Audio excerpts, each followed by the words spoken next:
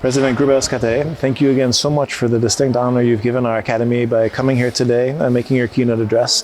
We've already benefited from you in so many ways, but we very much look forward to asking you a few follow-up questions. The questions are far too large to be answered in the framework of this interview, but at least some brief responses would be most appreciated. First of all, of course, the topic on all of our minds, number one right now, is of course Ukraine-Russia. I wanted to ask you three questions. What is your opinion in general on the current situation in Ukraine? Do you see the current situation in Ukraine as war between the West and Russia? And what is the solution for the Ukraine crisis?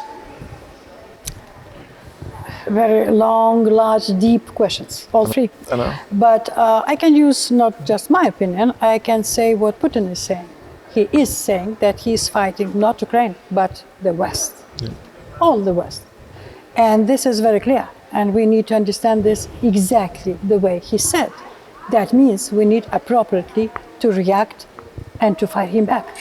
Not just sending the weapons and thinking that Ukraine will protect us from the war, protect our territories and our people, and allowing Putin to kill Ukrainians and to invade their territories. So the answer is done by Putin himself.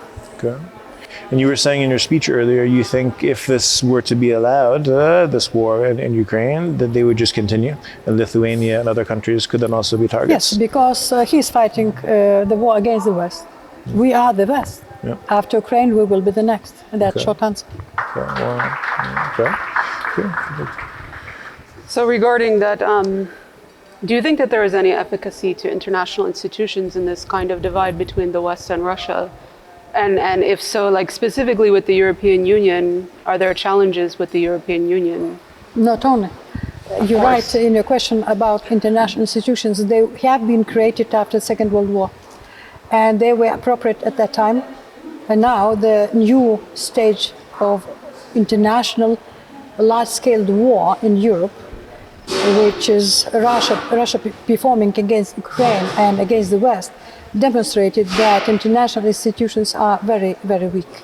I mean, not only European Union, not only NATO, but also United Nations. Then we are talking about Security Council, for example, where the aggressor is sitting and vetoing everything. Then we're talking about NATO, where also decisions are very long taken and weak, and there is a possibility for one country to block any decision.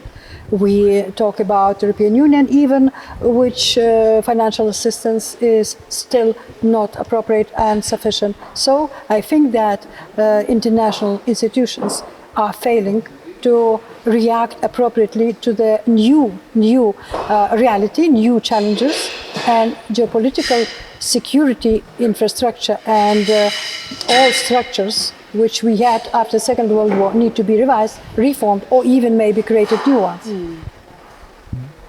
This is similar to what the previous interview said in answer to this question, so thank you very much. I'd love to also touch the issue of China. The tension between China and the West has been growing and becoming more and more visible. What would be your position on this issue in general, those relations between China and the West, how perhaps they could be improved? And how do you think the international community can resolve these tensions? The relations with China is very unstable and fluctuating, practically that way. It sometimes is a little bit better, sometimes more conflictual, human rights, economic competition between the regions, sometimes more tensions with the US, sometimes with the European Union, but still it's not the war stage. Still we trade, still we of course, the human rights is very important, and it's for us red line. That's clear for the West, but still, it's not the hot war situation. During this war, China's role is very interesting. Publicly, they're supporting Russia, but de facto, they're behaving very passively, and de facto, they're waiting for Russia to lose the blood or to weaken it. And they're using this opportunity for their own interests. So from this point of view, it's good, because if China will be supporting militarily Russia, we will be in trouble, all of us. So I think that we need to be more clever, Okay. and also to use this situation and to try to have to find the usefulness in this China-Russia relations and to use for our own interests. Okay. And not to be afraid not to be afraid that Russia is pushed to China. No, I don't think that they are pushed. Opposite, China is using Russia's weaknesses for their own interests. Okay. Opportunist. Thank you very much. With regards to NATO, you already spoke about some of the weaknesses and inefficacy of NATO, but do you think that the West can trust NATO in times of war?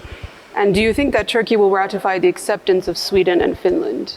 No, first let's clarify for ourselves what NATO means. That means the club of member states. So your question is not, there is no NATO as something not member states.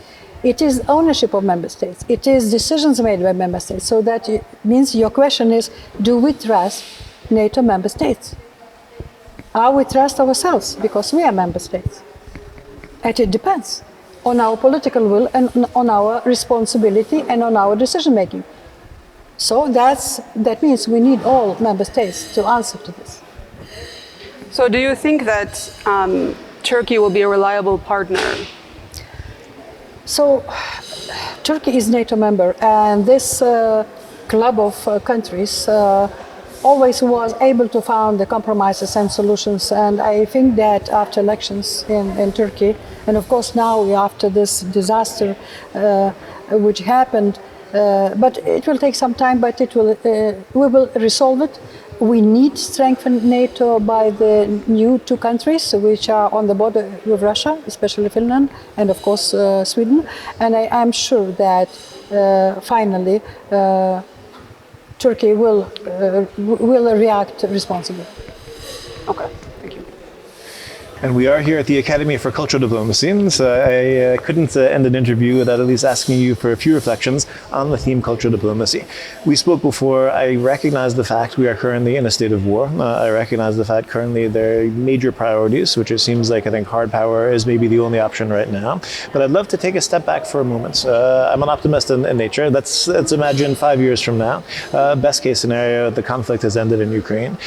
In that sort of a more normal setting, not in a wartime setting, how would you define cultural diplomacy? What is it? Because it's meant very different things in different time periods. And how important is it in the overall foreign policy of Lithuania and in general? Should this be one of the three pillars, or how does it balance with the other priorities of foreign policy? It was always very important because the first step for any contacts between any countries, it's about people, about their traditions, about their culture, even about food. And how you understand the neighbors, how you understand the other cultures, other people, and how you can trust them. And only then comes other instruments. Only then comes economy, business. But the first is people to people. It's cultural heritage between countries because it is so important. Then you go somewhere and or on tourist trip or on business trip, whatever. What you first learn, how country looks like, how people are dressed, what kind of cultural monuments they have. It's the information about the country, about their democracy, about human rights, about people. That's a cultural diplomacy, how it starts and how it's finished. Okay. And then maybe as a related question, whose job is cultural diplomacy? Traditionally, this was always part of the foreign ministry of the government, and it was sort of this idea the government should have this as soft power to balance the hard power. On the other hand, of course, civil society, private sector, there's amazing resources and opportunities and leaders also coming from those sectors. How would you envision, let's say, the future of cultural diplomacy? You want everything to put on the shelves separately. It's impossible. It's a question. No, I understand. It's so general phenomena of a lot and different actions. And why it is more horizontal than one or another institution? It is foreign relations, it is cultural relations, it is sport, it is education, everything. And you cannot put that or separate that from each other. It's all society, all contexts of society, even hospitals. If you fell in troubles in another country, it's again the culture of healing, culture of protecting you or respecting you. So it's even now, I'm turning back to war, Ukrainians are trying to digitalize their cultural artifacts, not to be forgotten after the war, because it is heritage. It is what defines countries, makes them rich, and how important, even during the war, for people who are without the water, under bombardment, to try to secure the heritage, digitalizing it. So, and I want to say this synthesis between the war and culture. Under my own experience, I got a gift from the front line of Ukraine. And I was very much surprised. It was a helmet from the front line, which was used, but it was painted by Ukrainian artists in Ukrainian flowers. You imagine? I was not able to believe that from front line, from the soldiers, because I was supporting Ukraine, they wanted me to give the gift. And this gift is so precious to me that I'm keeping at home very much. How culture is helping, not only to say thank you, but how culture is helping also soldiers to survive these atrocities and still thinking that they can paint flowers. No, thank you for sharing that, and I fully agree. I think you definitely need a holistic strategy. You can't be having one policy on the left that doesn't correlate with one on the right. Joseph and I at Harvard University always would say you need to have consistency. You can't be sending drones with one hand and musicians with the other. So I agree, holistic and consistency is essential. But thank you very much.